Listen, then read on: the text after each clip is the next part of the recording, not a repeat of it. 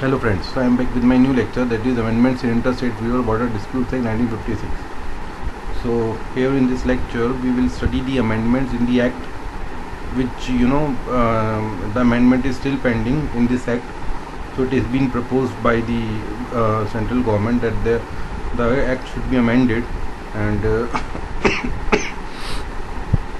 the bill is still pending in the parliament. So it has been passed in the Lok Sabha but pending in Rajya Sabha. So for this year mains point of view, this topic is very important. You should know about the this Disputes Act, that is Interstate River Water Disputes Act 1956. So about this act and what are the amendments proposed, the pros and cons of the amendments, and what is the way forward. So we will be starting with the lecture. So there are some provisions which are related to water in Indian Constitution. I have already in my floods lecture I have already told you about the provisions related to water, so I am again repeating the same thing. So as you know that in the water is actually a subject which is there in the state list. You already know about this. So it deals with water, that is water supply, irrigation, canal, drainage, embankments, water storage and water power.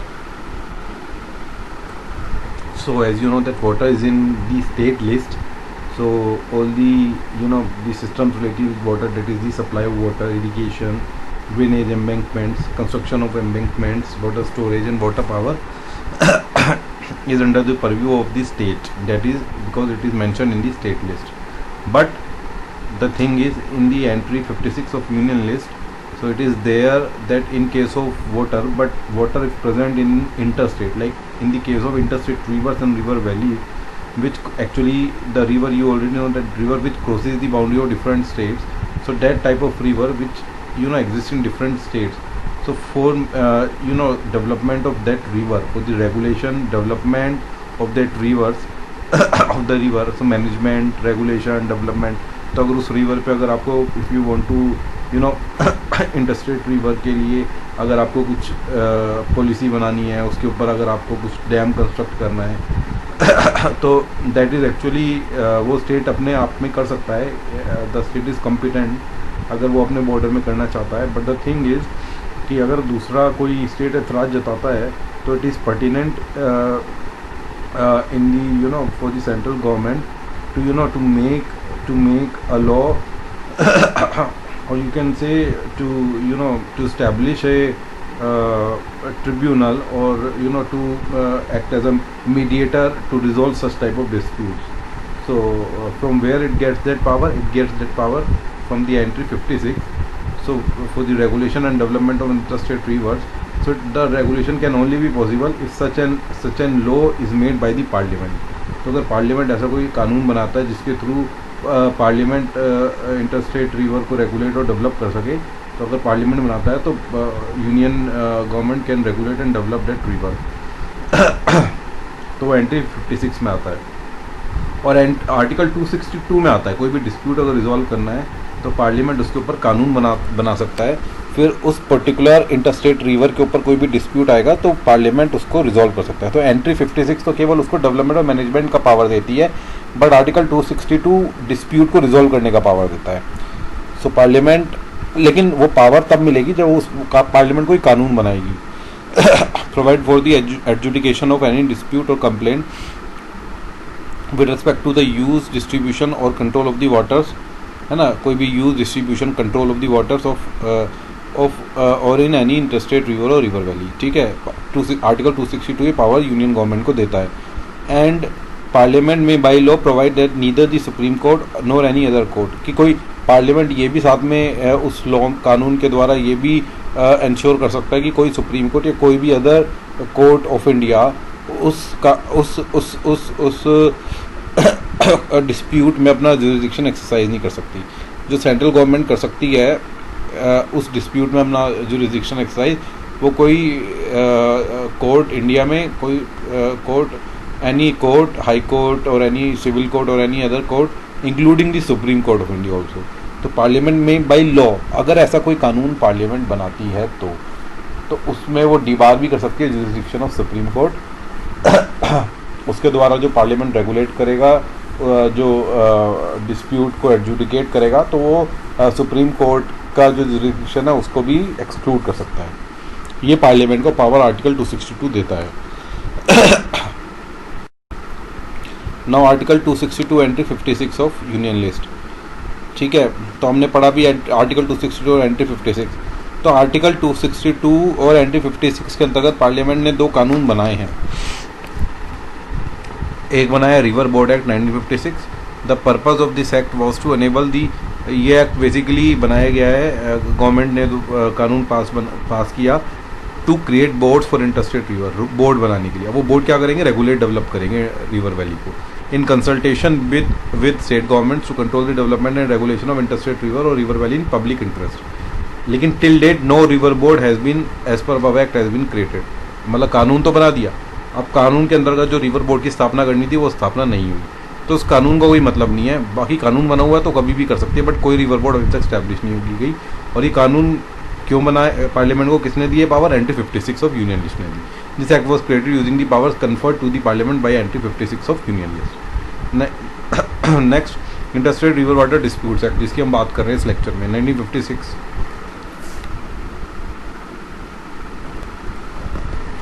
तो ये article 262 use करके parliament has made this act, pass this act, interstate water disputes act.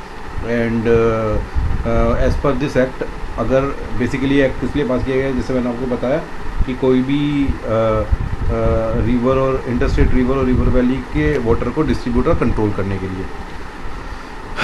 Sorry guys, today I have a bad throat, लेकिन मैं चाहता था कि lecture मैंने prepare कर लिया है तो मैं इसको डिलीवरी इसकी करना चाह रहा था, इस वजह से मैंने बैड थ्रोट के साथ भी इसकी डिलीवरी में करने के लिए यहाँ पे बैठा हूँ। तो काइंडली मतलब be with me in this lecture. और अगर आपको कोई प्रॉब्लम होगी तो आप इसे पढ़ेंगे भी तो भी आपको काफ़ी चीज़ें समझ में आ जाएगी। So if state government makes a request, तो अगर कोई स्टेट गवर्नमेंट, बेसिकली इसमें क्या है ना कि कंट्रोल और डिस्ट्रीब्यूशन इस एक्ट के माध्यम से तभी होगा। वो कैसे कंट्रोल डिस्ट्रीब्यूशन होगा, जब control and distribution of water, वो इंटरस्टेट रिवर का, वो तभी होगा जब कोई स्टेट गवर्नमेंट अप्रोच करती है सेंट्रल गवर्नमेंट को कि भाई ये प्रॉब्लम्स हैं इसको रिगार्डिंग एनी वाटर डिस्प्यूट, और सेंट्रल गवर्नमेंट को लगता है कि water dispute can not be settle by negotiation से नहीं सेटल हो सकता है, तो इस एक्ट के माध्यम से a water dispute tribunal is constitute कर सकती है central government for the adjudication of water dispute, and this act separates the jurisdiction of supreme court from such disputes, है ना। जैसे मैंने आपको बताया कि सुप्रीम कोर्ट का भी जुरिस्डिक्शन इससे सेपरेट कर सकती है पार्लियामेंट। तो पार्लियामेंट ने पास कर दिया और सेंट्रल गवर्नमेंट कोई भी ऐसा ट्रिब्यूनल का गठन कर सकती है, और ट्रिब्यूनल क्या होगा, वो बिल्कुल इंडिपेंडेंटली काम करेगा। इवन सुप्रीम कोर्ट का भी जुरिस्डिक्शन उस ट्रिब्यूनल के बाहर होगा। मतलब supreme court, this act separates the jurisdiction of supreme court from such type of disputes. So water dispute tribunal central government बनाएगी अगर कोई स्टेट गवर्नमेंट अप्रोच करती है तो। ठीक है, तो ये बेसिक्स हैं, ये आप ऑलरेडी जानते भी होंगे। अब मैं आगे चलता हूँ क्योंकि हमारा फोकस है अमेंडमेंट क्या हुआ इस पर। पहले हम पढ़ते हैं इश्यूज़ क्या हैं इस एक्ट में। तो इश्यूज़ क्या हैं इस एक्ट में, इसमें एक तो ये इशू है कि भाई establishment of A separate tribunal. मतलब इसमें क्या है ना कि जब भी कोई स्टेट गवर्नमेंट अप्रोच करेगी तो एक ट्रिब्यूनल का गठन सेंट्रल गवर्नमेंट करेगी। तो अभी क्या हो रहा है कि जितनी अलग अलग डिस्प्यूट्स अराइज हो रहे हैं हमारे देश में इंटरस्टेट रिवर को लेकर, जैसे कहीं रिवर और जो ब्यास रिवर और रवि रिवर के ऊपर हो रहा है तो उसके लिए अलग हो गया, कावेरी के लिए अलग हो गया, महानदी के लिए अलग हो गया, महादाई के लिए अलग हो गया, तो डिफरेंट रिवर्स के लिए अलग अलग ट्रिब्यूनल का गठन हो गया। तो आप ये समझ लीजिए कि plethora of tribunals have been constituted. तो सेपरेट ट्रिब्यूनल का गठन हो रहा है हमेशा। Excess time to settle disputes, time ज़्यादा ले रही है ट्रिब्यूनल जो है ना टू सेटल द डिस्प्यूट्स। ठीक है, related to interstate river and sharing of water. जैसे क्या टाइम ज़्यादा ले रही है, आप एग्जाम्पल पढ़ें, Kaveri river water dispute between Karnataka and Tamil Nadu took, जो ट्रिब्यूनल है it tooks 28 years to settle which is way too long. 28 साल में इसका जो है अवार्ड आया, जो कि बहुत ही लंबा टाइम है, which is a way too long obviously. तो बहुत टाइम एक्स्ट्रा ले रही है, एक्सेस ले रही है। रवि और ब्यास का ऑलरेडी 86 में सेटअप हो गया और अभी तक कोई अवार्ड नहीं आया है। तो ये बहुत बड़ी प्रॉब्लम है कि बहुत टाइम एक्स्ट्रा चला जाता है, ट्रिब्यूनल का कोई अवार्ड ही नहीं आता। नो टाइमलाइन फिक्स्ड, कोई टाइमलाइन फिक्स नहीं है। Delay in setting of such tribunals, even tribunal का गठन भी टाइम बाउंड होना चाहिए, जो कि नहीं होता है। सेंट्रल गवर्नमेंट के पास आ गया कि स्टेट गवर्नमेंट ने अप्रोच किया, पर ट्रिब्यूनल का गठन ही नहीं कर पाता central government. No mechanism for implementing award, अब जो अवार्ड मान लीजिए ट्रिब्यूनल ने दिया तो उसको इम्प्लीमेंट कैसे करेंगे, इंश्योर कैसे करेंगे कि उसको इम्प्लीमेंटेशन हो, कोई एजेंसी नहीं है जो उसको इम्प्लीमेंट करा पाए फॉर इम्प्लीमेंटिंग। ये सिंपल पॉइंट्स हैं, आप डायरेक्टली बुलेट पॉइंट्स में आप लिख सकते हैं अपने आंसर।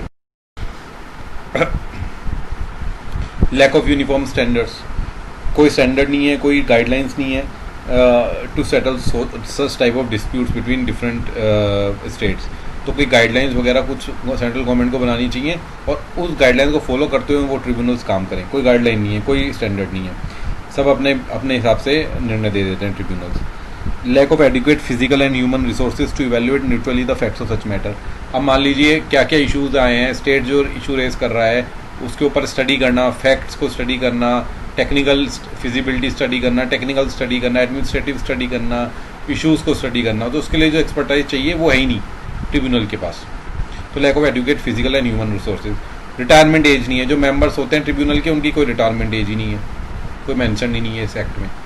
तो जो मेंबर्स 28 साल से, जैसे ट्रिब्यूनल में लोग जो अवार्ड ही नहीं दे रहा है ट्रिब्यूनल, फॉर एग्जाम्पल जैसे मैंने आपको बताया, तो 28 साल से वही मेंबर्स हैं आप समझ लें, मतलब मैं एक एग्जांपल दे रहा हूँ कि कोई रिटायरमेंट एज नहीं है, तो पता लगा 20 साल हो गए तो वही मेंबर्स हैं, उसके जो बैठे हैं वही मेंबर्स हैं, रिटायर ही नहीं हो रहे हैं। नोटिफिकेशन इन ऑफिशियल गैजेट, एक इशू ये हो रहा है कि अवार्ड मान लीजिए दे दिया ट्रिब्यूनल ने, तो जब तक सेंट्रल गवर्नमेंट उसे नोटिफाई नहीं करेगी अपने गैजेट में तब तक वो कम इन टू फोर्स नहीं होगा। ये एक बहुत बड़ी प्रॉब्लम है भाई, सेंट्रल गवर्नमेंट नोटिफाई ना करे तो ऐसा ही एक कृष्णा रिवर वाटर डिस्प्यूट्स है, वो अवार्ड तो आ चुका है लेकिन नोटिफाई नहीं किया तो वो अभी तक फोर्स में ही नहीं आया। ऐसे Krishna river water dispute tribunal का एक है, अगर आप डिटेल में जाएंगे तो आप पढ़ सकते हैं इसके बारे में।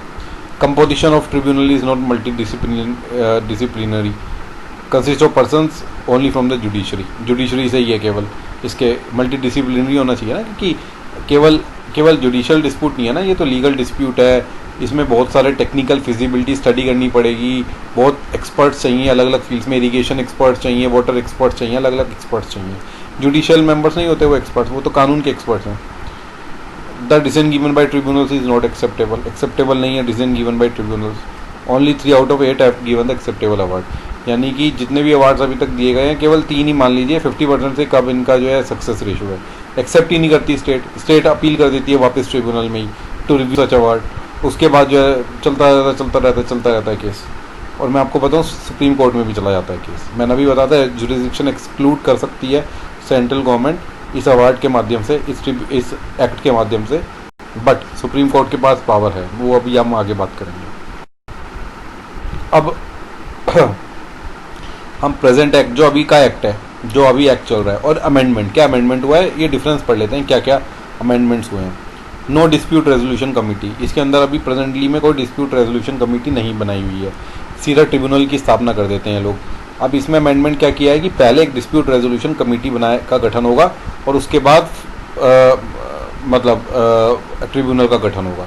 तो डिस्प्यूट रेजोल्यूशन कमेटी जो कि एक आप समझ लीजिए एक नॉन फॉर्मल कमेटी है, वो एक नेगोशिएशन के माध्यम से और एक मीडिएशन के माध्यम से रिजॉल्व कराएगी दोनों स्टेट्स के अंदर डिस्प्यूट या मल्टी स्टेट्स के अंदर। तो एक डिस्प्यूट रेजोल्यूशन कमेटी का प्रोविजन है। Then provision of setting off, अब जैसे मैंने आपको बताया प्रेजेंट एक्ट में हर स्टेट डिस्प्यूट के लिए अलग ट्रिब्यूनल का गठन हो जाता है।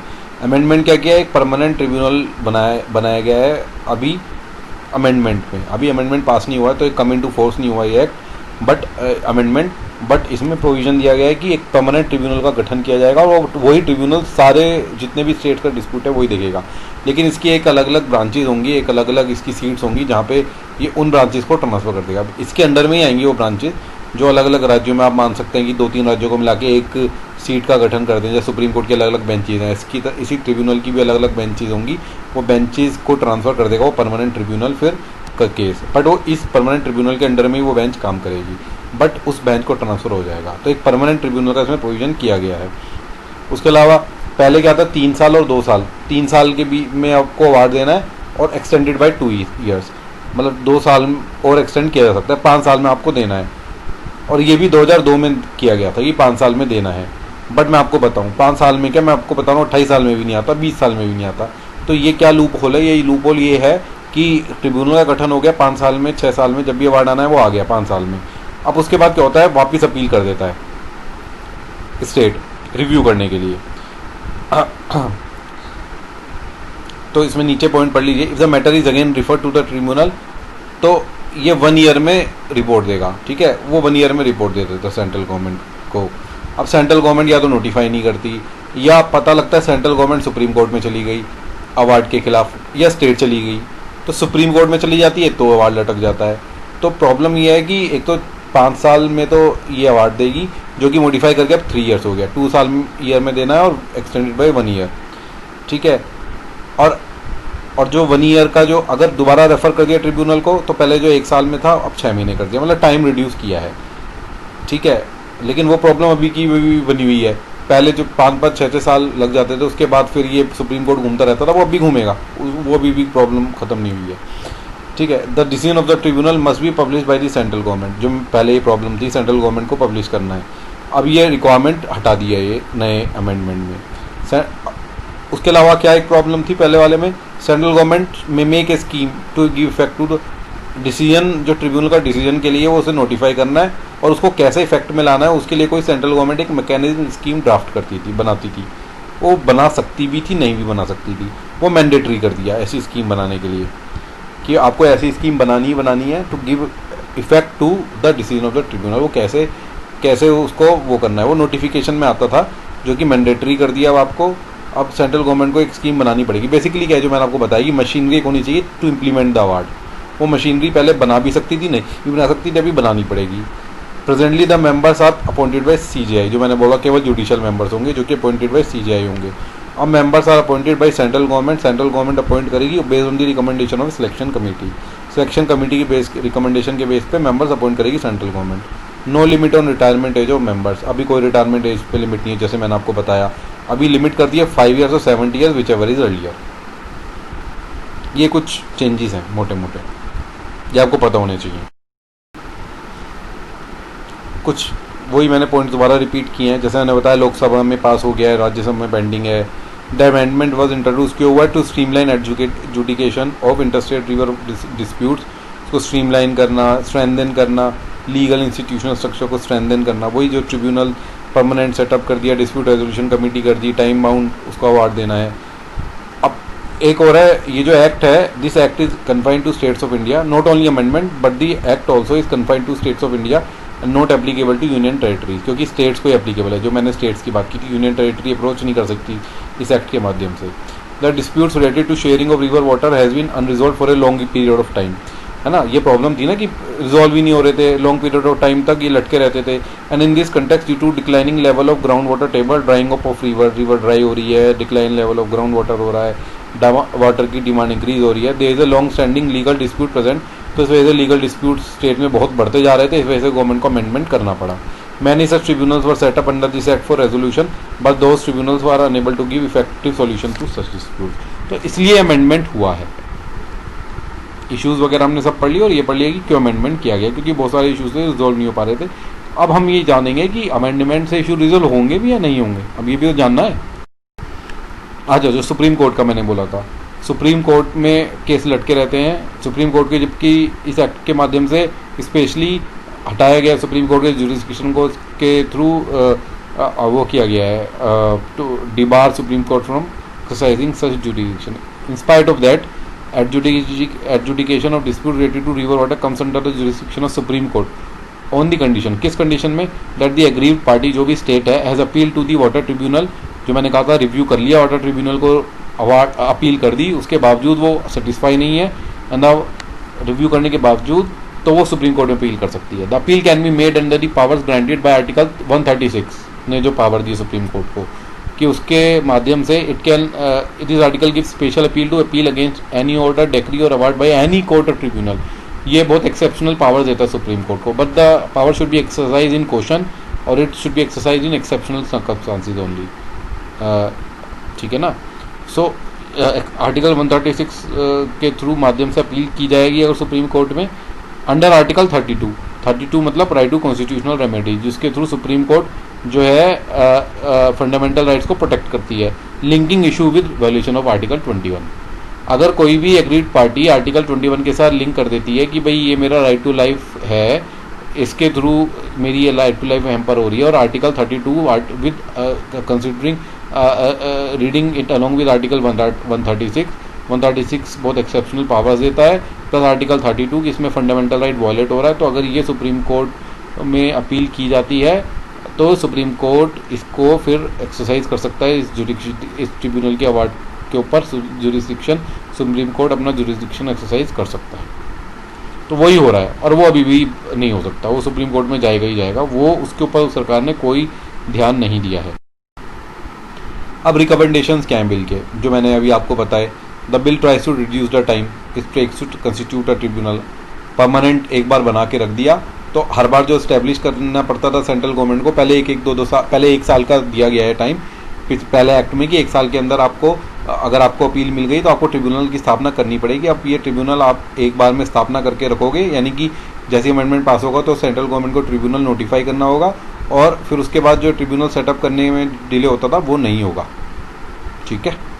और in the propose bill there is a provision for establishment of a dispute resolution committee, DRC जो मैंने बोला, by the central government for resolving amicably, वही नेगोशिएशन करवाना है, एक डिस्प्यूट रेजोल्यूशन कमेटी की स्थापना की गई है गवर्नमेंट द्वारा।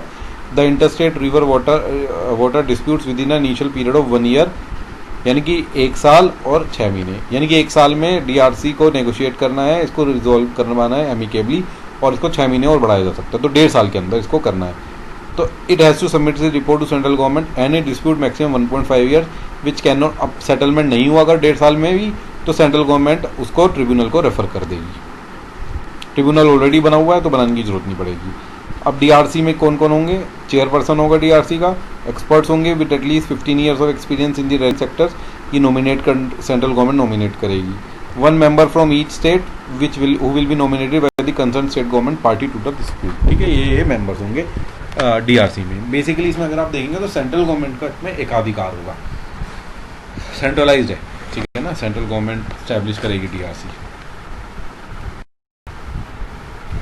उसके अलावा bill emphasises to constitute a stand alone tribunal, जो मैंने परमानेंट ट्रिब्यूनल की बात की, with permanent establishment and permanent office space and infrastructure with exclusive benches की बात की for each dispute instead of separate tribunals, ठीक है। All present tribunals will be dissolve, सारे ट्रिब्यूनल डिसॉल्व हो जाएंगे, और जो भी पेंडिंग केसेज होंगे वो ट्रांसफर हो जाएंगे इस परमानेंट ट्रिब्यूनल को। अब इस ट्रिब्यूनल में कौन कौन होगा, ट्रिब्यूनल में एक chairperson, vice chairperson, 3 judicial, 3 expert members, ये लोग होंगे। अब ये अपॉइंट कौन करेगा, ये अपॉइंट करेगा सेंट्रल गवर्नमेंट, ये जो based on the selection committee, जो मैंने बोला एक सिलेक्शन कमेटी की गठन करेगी सेंट्रल गवर्नमेंट, और सेंट्रल गवर्नमेंट वो कमेटी रिकमेंड करेगी भाई ये मेंबर्स होंगे, ये 3 judicial, 3 expert, 1 chairperson, 1 vice chairperson. तो सेंट्रल गवर्नमेंट में ऑल्सो अपॉइंट 2 एक्सपर्ट्स, भाई 2 एक्सपर्ट भी अपॉइंट कर सकती है central government, serving in the central water engineering service as assessors to advise the tribunal, जो एडवाइज करेगा ट्रिब्यूनल को इन इट्स प्रोसीडिंग्स, कोई टेक्निकल एक्सपर्टाइज देने के लिए। The assessor should not be from the state which is the party to the dispute. Also the dispute so refer to the tribunal shall be assigned by the chairperson of tribunal, जो मैंने बोला ये bench को assign कर देगा to of the tribunal for adjudication. The bill adds that the decision of the bench of the tribunal will be final and binding on the parties involve in the dispute. ये bill add कर रहा है कि ये final होगा और binding होगा, ठीक है, बट सुप्रीम कोर्ट फिर भी एक्सरसाइज कर सकती है, जो मैंने आपको बताया। सेंट्रल गवर्नमेंट विल अपॉइंट और ऑथोराइज एन एजेंसी, अब इसमें लेकिन ये बोला गया कि बाध्य होगी आपके ऊपर, तो सेंट्रल गवर्नमेंट उसको रिजेक्ट भी कर सकती है, अगर अपील होती है तो central government based on the facts of the case central government reject भी कर सकती है। Supreme court central government will appoint, और इसमें एक बहुत बड़ा पॉइंट ये है, बहुत मेजर पॉइंट है ये, अगर आप देखेंगे लास्ट वाला पॉइंट बहुत इंपॉर्टेंट पॉइंट है कि सेंट्रल गवर्नमेंट विल अपॉइंट और authorise an agency to maintain data bank. इसमें डेटा बैंक को बनाने के लिए सेंट्रल गवर्नमेंट ऑथोराइज कर सकती है, किसी एजेंसी को अपॉइंट कर सकती है कि सारा डेटा बैंक आप बना के तैयार, information system at the national level, her river basin के लिए, ऐसा जो भी रिवर बेसिन है जितने भी हमारे देश में, उनके लिए एक डेटा बैंक ऑलरेडी प्रेजेंट होना चाहिए। डेटा बैंक में क्या होगा भाई, कितना रिवर वाटर फ्लो करता है किस सीजन में, कितना वॉल्यूम ऑफ वाटर एक स्टेट में फ्लो करता है, वो जो जितने भी वाटर रिलेटेड जितने भी स्टैटिस्टिक्स हैं वो सारा डेटा उसके अंदर स्टोर करके रखेंगे। पहले क्या था, पहले कुछ और था, पहले सेंट्रल गवर्नमेंट को खुद सेंट्रल गवर्नमेंट एजेंसी को ये काम करना था, अब सेंट्रल गवर्नमेंट किसी और को ऑथोराइज करेगी। अब प्रोज क्या है बिल के, जैसे मैंने बोला permanent tribunal, reduce the delay, obviously delay reduce करेगा। Save cost compare to long, पहले क्या था अलग अलग ट्रिब्यूनल थे, अभी एक ही ट्रिब्यूनल रहेगा। सेव कॉस्ट सेविंग होगी, टाइम सेव होगा क्योंकि टाइम भी रिड्यूस किया है कि भाई पहले 5 साल में, अभी वो 5 साल 3 साल कर दिया गया, पहले 1 साल अपील का था वो 6 महीने कर दिया गया। उसके अलावा effective and continuous assessment of river basins may be made possible with the presence of data bank. जो मैंने कहा था डेटा बैंक, जिसमें आप बनाना पड़ेगा किसी भी एजेंसी को जो सेंट्रल गवर्नमेंट जिसको ऑथराइज करेगी, उससे क्या है कंटिन्यूअस असेसमेंट और इफेक्टिव असेसमेंट रिवर बेसिन का हो सकता है इसके माध्यम से। किसके माध्यम से? इस बिल के माध्यम से। जो वो एजेंसी होगी वही असेसमेंट करेगी। This not only give insights into specific dispute related. अब क्या होगा, जब भी कोई डिस्प्यूट राइज होगा तो ऑलरेडी डेटा अवेलेबल होगा, तो आप फैक्ट्स ऑफ द मैटर जो पहले स्टडी नहीं हो पाता था due to lack of technical expertise, अभी वो स्टडी कर सकते हैं। फैक्ट्स ऑफ द मैटर सामने होंगे तो ज़्यादा बेटर डिसीजन कोई भी ट्रिब्यूनल बेटर दे सकता है। वॉल इट कैन ऑल्सो भी यूज फॉर ऑल अदर, और जितने भी रिवर बेसिन हैं सबके लिए अगर ये डेटा बैंक होगा तो डेफिनेटली स्पेसिफिक डिस्प्यूट को सॉल्व करने में हमारे it will definitely help. It provides an opportunity to build knowledge on new and evolving approaches on for resolving. और इसके अलावा नया और इवॉल्विंग नए अप्रोच चाक आउट कर सकती है गवर्नमेंट। जो नेगोशिएशन DRC के माध्यम से जो नेगोशिएशन होगी तो वो बेटर तरीके से हो सकती है। और एक नॉलेज भी एक, और साथ में मान लीजिए किसी केस का, 2 केस का, 1 केस का, 2 केस का, 3 केस का जो भी निर्णय होगा, उसको प्रॉपरली ड्राफ्ट करके डॉक्यूमेंट करके स्टोर करेंगे तो उसके हिसाब से एक गाइडेंस भी सेंट्रल गवर्नमेंट फ्रेम कर सकती है, जो फर्दर फ्यूचर में किसी भी डिस्प्यूट को सॉल्व करने के लिए कोई भी कोर्ट या DRC जो है उसको रेफर कर सकती है और किसी डिस्प्यूट को रिजॉल्व कर सकती है। तो नॉलेज बिल्ड कर सकते हो बेसिकली। ये प्रोज हैं इस बिल के। कॉन्स क्या हैं इश्यूज विद द बिल? जो यही था जो मैंने आपको बताया कि सेंट्रलाइज कर रही है कंपोजिशन। पहले CGI नॉमिनेट कर रहा था, अभी सेंट्रल गवर्नमेंट अपॉइंट करेगी मेंबर्स को। मैं आपको बताया ना, based on the recommendation of selection committee. तो सेंट्रलाइज हो गया अपॉइंटमेंट। तो जो भी मेंबर्स होंगे सेंट्रल गवर्नमेंट के होंगे, तो स्टेट गवर्नमेंट अपने आप को इन्फीरियर फील करेंगी, या फील करेंगी कि हमारा जो फेडरल पावर्स हैं उनसे हम उनको कर्व किया जा रहा है। तो द ट्रिब्यूनल जज सिलेक्शन कमेटी जो मैंने आपको बताया कंसिस्ट ऑफ दी ट्रिब्यूनल के मेंबर्स मैंने आपको बताए, बट सिलेक्शन कमेटी में कौन कौन होगा? प्राइम मिनिस्टर होंगे, या फिर उनके नॉमिनी होंगे, कोई minister of law and justice होंगे, मिनिस्टर ऑफ जल शक्ति होंगे, एंड चीफ जस्टिस। तो इसमें क्या है ना, स्टेट गवर्नमेंट का कोई भी नुमाइंदा नहीं है। तो ये एक बहुत बड़ी प्रॉब्लम है। तो इससे क्या होगा, this composition might pose the risk of states politicising disputes as well as the adjudication by the tribunal. So इससे स्टेट्स फील करेंगे कि भाई उनके हर राइट को कर्व किया जा रहा है, या फिर सेंट्रल गवर्नमेंट के हाथ में पूरा का पूरा एकाधिकार आ गया है, स्टेट्स के हाथ से सारे अधिकार छीन लिए गए हैं। तो ट्रिब्यूनल को जो सेंट्रलाइज किया गया है वो एक बहुत बड़ी प्रॉब्लम है। This creates a situation where the dispute could escalate to the supreme court. उसके अलावा the supreme court says that it has jurisdiction over interstate river water disputes, लेकिन लेजिस्लेचर कह रहा है कि बाइंडिंग होगा, बट सुप्रीम कोर्ट तो definitely exercise कर सकता है। ये एक इशू है, वो अभी भी इशू है, पहले भी था, अभी भी है। The bill does not specify the implementing agency for the proposed data bank. तो मैंने बताया ना, सेंट्रल गवर्नमेंट ऑथराइज करेगी, अपॉइंट करेगी उस एजेंसी को, बट ये बिल साइलेंट है कि वो एजेंसी क्या होगी। तो डेफिनेटली सेंट्रल गवर्नमेंट अपनी कोई एजेंसी बिल्ड कर सकती है अपने फ़ायदे के लिए। तो ये एक इशू है कि स्टेट गवर्नमेंट्स कैन फील कि central government can use this bill for its benefit, and can restrict the states or can cut the right of the state to have the whatever the grievance of the state, maybe it doesn't get resolved। ये हो सकता है ना कि resolve ना हो उसका grievance, central government राजनीति करे उसके ऊपर, पॉलिटिसाइज करे इशू को, और स्टेट को उसका अधिकार ना दे। अब what is the way forward? हमने प्रोस पढ़ लिए, कॉन्स पढ़ लिए, अब क्या करना चाहिए? एक तो आप जानते हैं इंटरस्टेट काउंसिल जो है हमारी, so that is a constitutional body. So interstate council can play suitable a important role in having a dialogue and discussing. तो जो इंटरस्टेट काउंसिल है उसका जो है ना दायरा बढ़ाना चाहिए हमारे देश में, ताकि ऐसे जो भी इंटरस्टेट डिस्प्यूट्स हैं different which arise between different state, सबसे पहले वो इंटरस्टेट काउंसिल के फोरम पे जाएं और इंटरस्टेट काउंसिल उसको रिजोल्व करने का प्रयास करे।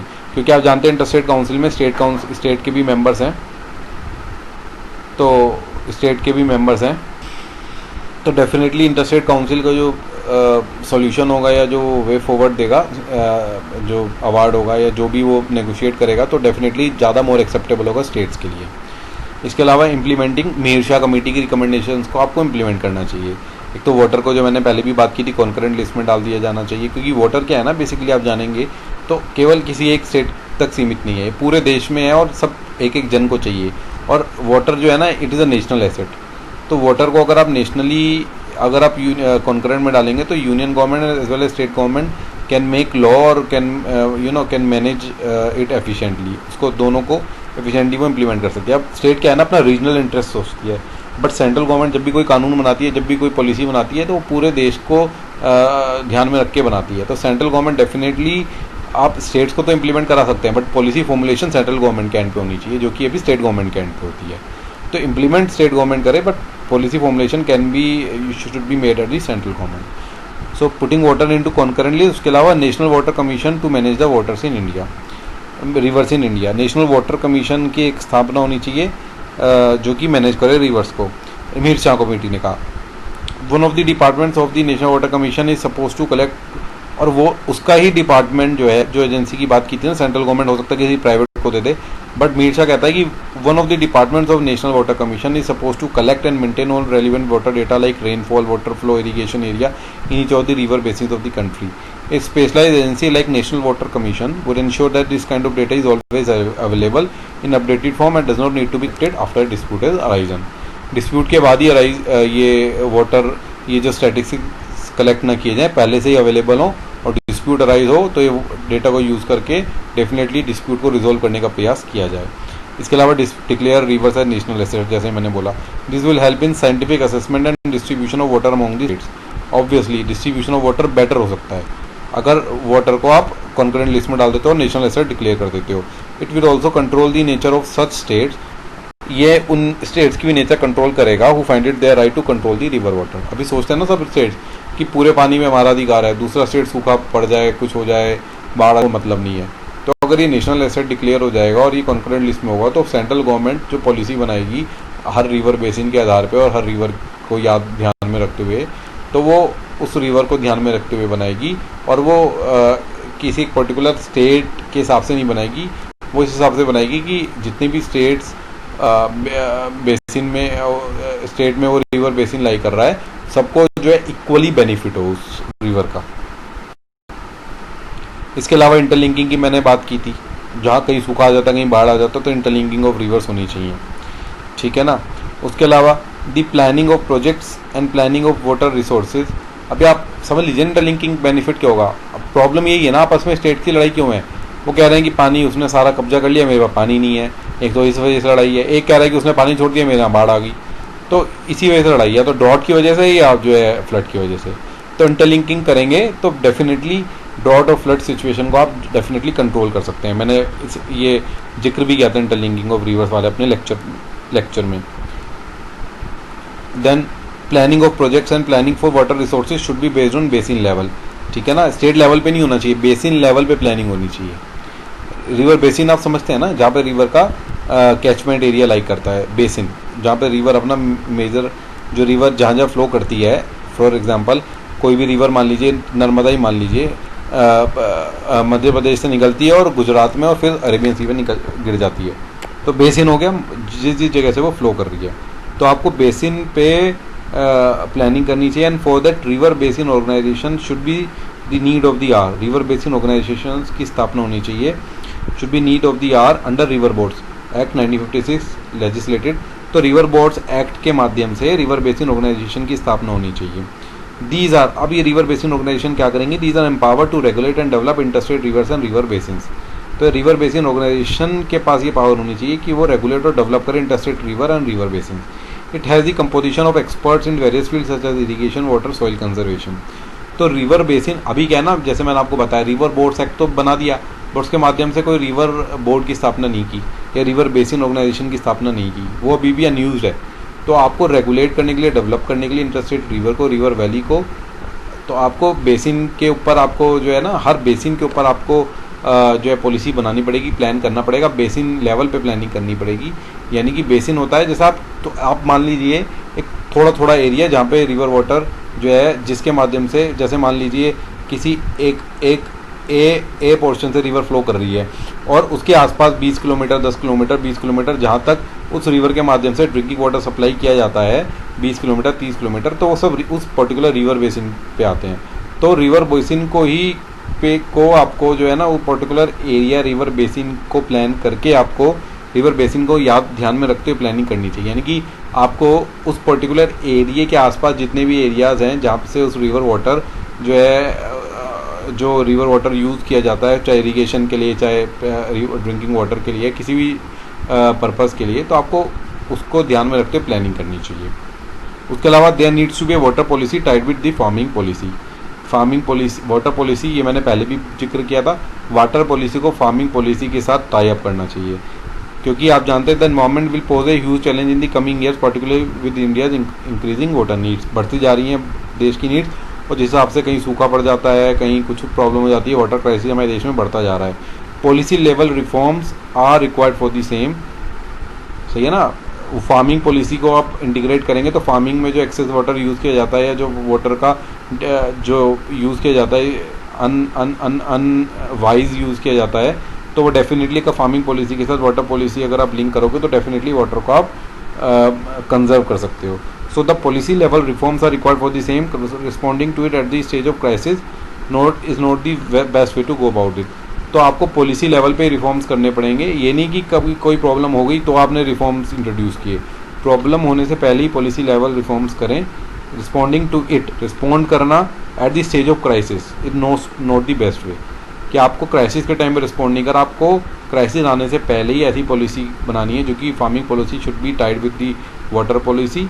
और इंक्रीजिंग वाटर नीड्स जिस हिसाब से हैं हमारे देश में बढ़ती जा रही हैं, तो जहाँ पे सूखा पड़ रहा है और फ्लड आ रहा है, जो इस टाइप की इनइक्वालिटी ऑफ वाटर हमारे देश में है, तो इस टाइप की इनइक्वालिटी को दूर करते हुए आपको पॉलिसी का बनानी चाहिए और उसके माध्यम से जो प्रोजेक्ट्स हैं उनको इम्प्लीमेंट या लॉन्च करना चाहिए। कंक्लूजन, आप जानते हैं water disputes have a humanitarian dimension. हर इंसान को ह्यूमन को पानी की ज़रूरत है, including agrarian problems worsened by droughts and monsoon failures.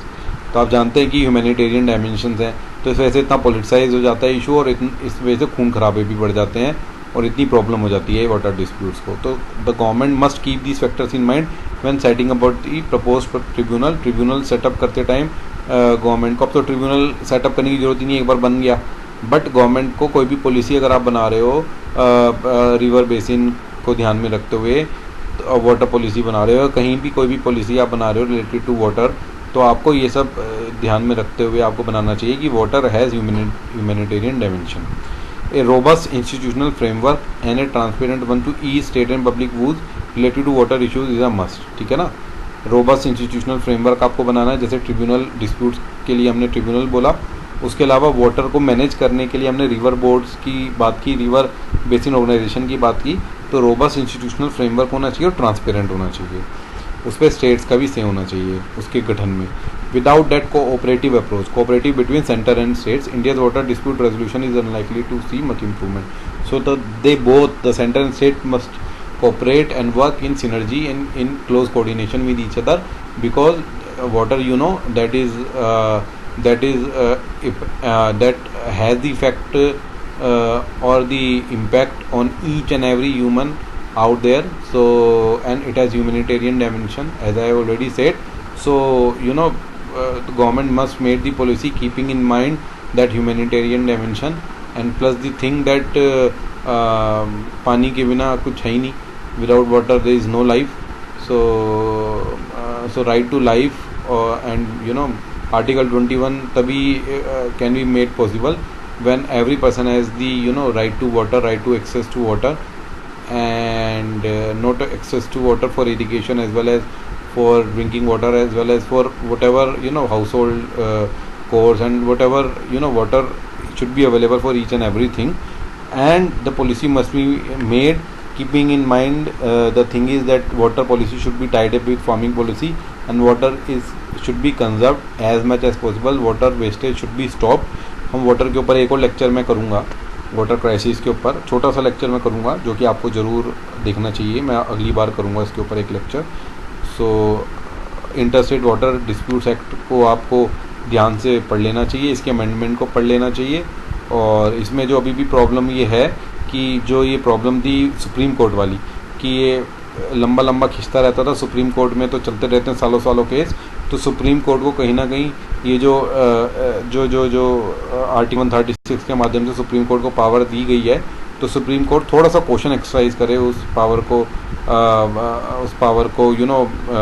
निभाने में।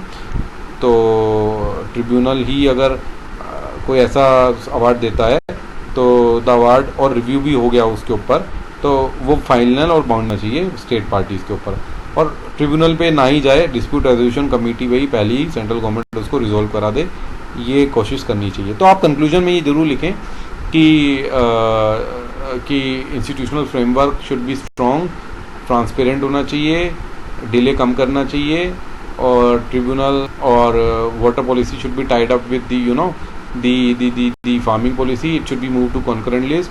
रिवर बेसिन के ऊपर प्लानिंग होनी चाहिए और मैनेजमेंट होना चाहिए, रिवर बेसिन के ऊपर प्लानिंग होनी चाहिए, ना कि स्टेट के ऊपर प्लानिंग होनी चाहिए। जब भी स्टेट प्लानिंग करता है ना, तो अगर हर बेसिन के ऊपर प्लानिंग होनी चाहिए, और वो केवल सेंट्रल गवर्नमेंट कर सकती है, क्योंकि सारी स्टेट जिन पे भी वो रिवर फ्लो कर रही है, सभी स्टेट्स को ध्यान में रख के, मद्देनजर रखते ही वो पॉलिसी बनाएगी, रेगुलेशन बनाएगी उस पर्टिकुलर रिवर को मैनेज करने के लिए, या उसको डेवलप या रेगुलेट करने के लिए।